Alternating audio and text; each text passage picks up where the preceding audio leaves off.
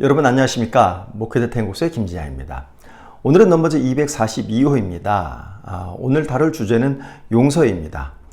용서란 주제는 굉장히 좀 어렵고 심오하고 좀 철학적인 그런 주제인데요.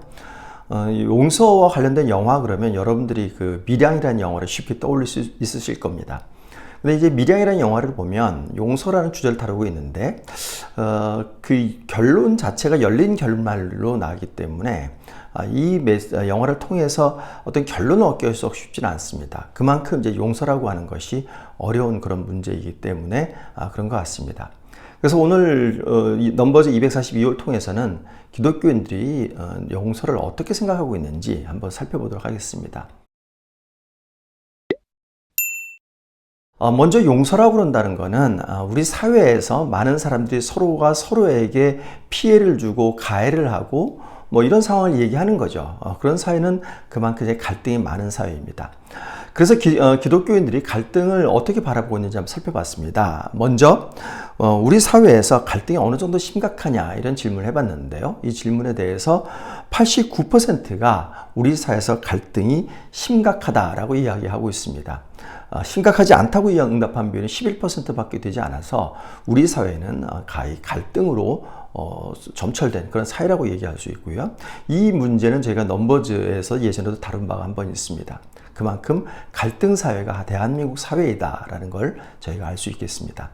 그렇다면은 갈등이 어떤 사회 속에 있을 때 이 갈등을 완화하고 갈등을 중재하고 갈등을 치유해주는 이제 그런 역할들이 있어야 됩니다. 과연 교회가 어느 정도로 우리 사회의 갈등 해소를 위해서 노력하는지 한번 살펴봤습니다. 먼저 개신교인들에게 물어봤습니다. 사회의 갈등을 완화를 위해서 어느 정도 노력하고 있는지 물어봤을 때 다른 기관에 비해서 종교단체가 1위로 나타난 겁니다. 개신교인들이기 때문에 아무래도 교회가 갈등을 위해서 노력하고 있다. 갈등 완화를 위해서 노력하고 있다. 이렇게 응답한 걸 볼 수 있죠. 반면에 일반 국민들은 갈등에 대해서 많이 노력하고 있다. 이렇게 응답한 기관이 이제 교육계였고요. 그리고 종교단체는 4위였습니다. 이렇게 보면 개신교인과 일반 국민들 사이에 종교단체가 갈등 완화를 위해서 어느 정도 노력하는지에 대한 인식이 굉장히 차이가 나는 거죠. 개신교인들은 종교단체, 교회로 봐도 무방하겠습니다만 교회가 사회 갈등을 위해서 노력한다 이렇게 응답하고 있는 반면에 일반 국민들은 그렇게 인정을 하고 있지 않은 겁니다. 또 어떻게 보면 우리 사회에서 교회가 갈등의 한 축으로 등장하는 경우도 많이 있습니다. 그렇다면 과연 교회가 갈등 완화를 위해서 어느 정도 노력을 해야 되느냐 하는 부분의 문제에 대해서는 여러 가지 생각해 볼 필요성이 있습니다. 그건 아마도 갈등 완화를 위해서 교회가 노력할 부분도 있지만 그러나 또 한편으로는 진리 사수를 위해서는 또한 갈등도 마다하지 않아야 될 그런 경우도 발생될 수 있다고 보는 거죠. 그러나 어쨌든 갈등에 대해서는 일반 국민과 개신교인들의 인식의 차이가 보이고 있다는 점은 교회가 과연 사회의 갈등 완화, 사회 통합을 위해서 어느 정도 노력을 하고 있는지에 대한 저의 성찰을 필요로 한다고 하겠습니다. 이제 용서에 대해서 한번 좀 살펴보겠습니다. 우리가 어떤 사람이 나한테 잘못했을 때, 나한테 피해를 줬을 때 그 사람을 이제 용서하느냐 마느냐의 문제가 이제 저에게 다가오는 거죠. 그렇다면은 어떤 문제에 대해서 좀 용서를 할 수 있고 어떤 문제에 대해서는 도저히 용서할 수 없는지 한번 살펴보겠습니다. 먼저 성희롱적인 발언을 한 사람을 여성 기준으로 봤을 때 용서하지 못한다 하는 비율은 76%였습니다. 사기를 친 사람, 나한테 사기를 친 사람을 용서하지 못한다는 비율도 75%였고요. 물리적 폭력을 행한 사람을 용서하지 못한다는 비율도 마찬가지로 75%였습니다. 그리고 모욕감을 준 사람 63%, 직장 내 갑질을 한 사람 61%입니다. 이렇게 보면 성희롱 발언, 사기, 물리적 폭력을 행한 것은 기독교인이라 하더라도 용서하기 어렵다라고 응답을 하고 있는 겁니다. 그만큼 용서를 할 수 있는 것들과 용서를 하지 못하는 것들에 대한 어떤 구분들이 우리 머릿속에 있다고 이렇게 볼 수 있겠죠. 그렇다면 나한테 잘못을 한 사람을 내가 용서한 적이 있느냐라는 질문에 대해서 개신교인들, 기독교인들은 83%가 용서한 적이 있다고 이야기를 합니다. 상당히 관대한 태도를 보이고 있는 거죠. 그렇다면 용서의 형태가 어떤 거냐? 진심으로 용서했느냐? 아니면 형식적으로 용서하고 넘어갔느냐? 하는 질문에 대해서 63%가 진심으로 용서했다. 그래서 기독교인들의 어떤 용서가 진정성을 담고 있는 것이라고 이렇게 볼 수 있겠습니다. 그렇다면 기독교인들이 용서를 하게 되는 동기는 무엇일까요? 몇 가지 한번 살펴보겠습니다. 기독교인들이 다른 사람을 용서하는 가장 큰 동기는 나도 다른 사람에게 의도치 않게 잘못을 저지를 수 있기 때문에 용서한다는 비율이 58%였습니다.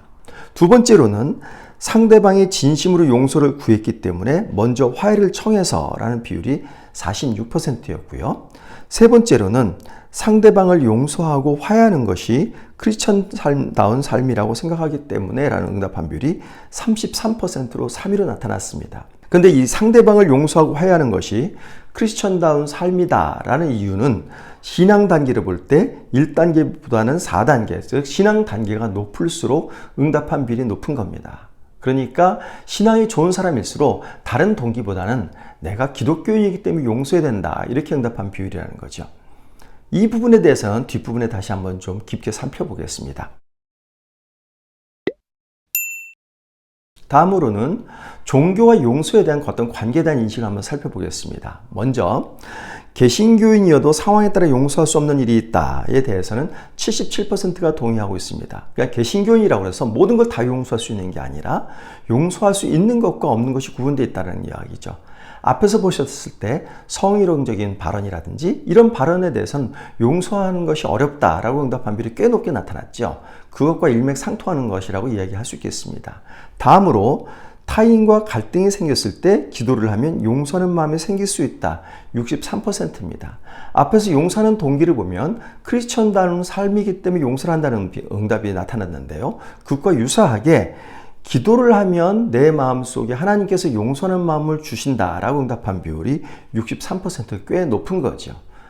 이 결과를 보면 우리가 어떤 피해를 당했을 때 상대방에 대해서 증오하는 마음이 생겼을 때 기도를 하면 내 마음속에서 그 사람 용서하는 마음이 생길 수 있다라는 걸 보여주는 그런 지표가 되겠습니다.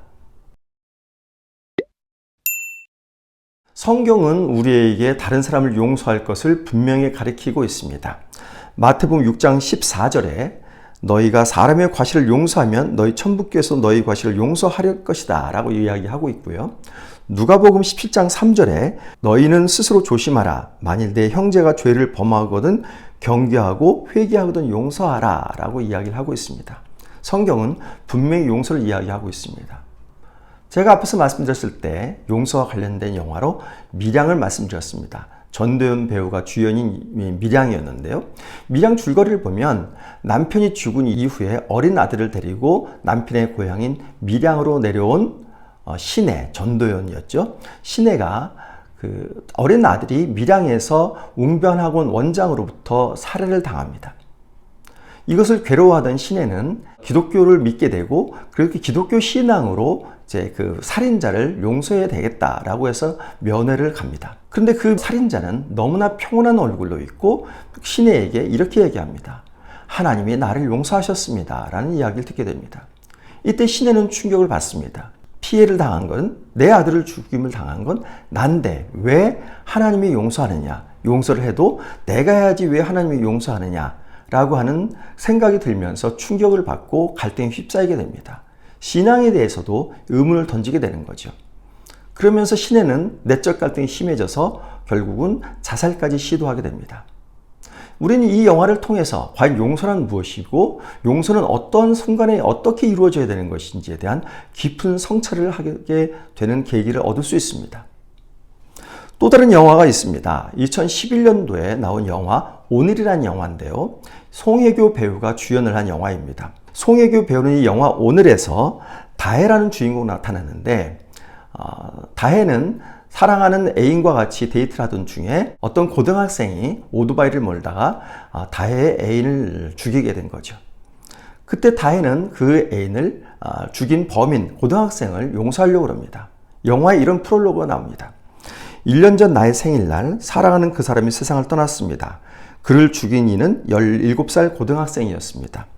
그 아이를 용서했습니다. 그래야 한다고 믿었습니다. 아직은 어리기에 용서를 하면 잘못을 뉘우치고 열심히 살 거라 믿었습니다.